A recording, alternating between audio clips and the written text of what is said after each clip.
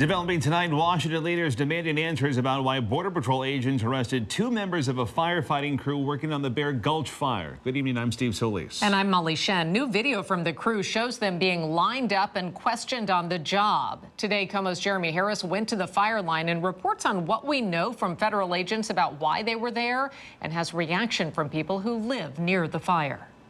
News that firefighters had been detained by border agents sparked concern here at the Bear Gulch Fire, not only among the ranks of the firefighters, but also by members of the community. What we've learned this afternoon is that this was all part of an investigation by the U.S. Forest Service and the Bureau of Land Management into two contract companies who were working on the fire.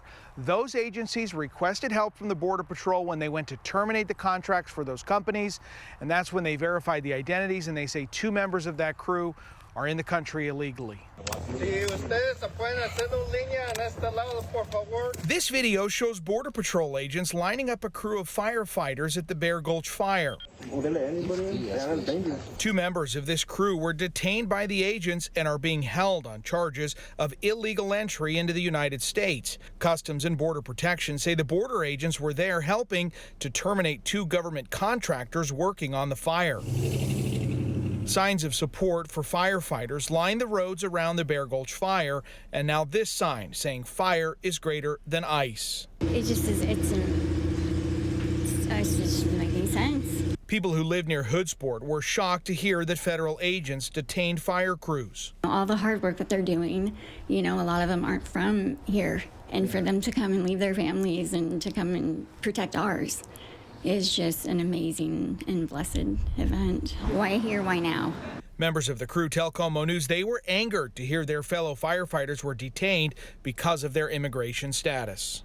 Incident commanders here for the Bear Gulch Fire tell me that this is not having any impact on their ongoing firefighting efforts, but we are trying to get more information into the U.S. Forest Service investigation of those two contract companies. There were 44 people in total from the crews that were detained yesterday. 42 of them were released after providing verification of their identities, but of course those two who were taken into custody, we're told, have now been taken to a Border Patrol station in Bellingham. Reporting from Shelton, I'm Jeremy Harris, KOMO News. Today, Governor Bob Ferguson posted an article about the arrests on X with his message writing, "Deeply concerned about this situation with two individuals helping to fight fires in Washington state. I've directed my team to get more information about what happened." Washington Senator Patty Murray released a statement demanding answers about the Bear Gulch incident. It reads in part, "This administration's immigration policy is fundamentally sick. We count on our brave firefighters who put their lives on the line to keep our communities safe." Murray goes on to say this new Republican policy to detain firefighters on the job is as immoral as it is dangerous.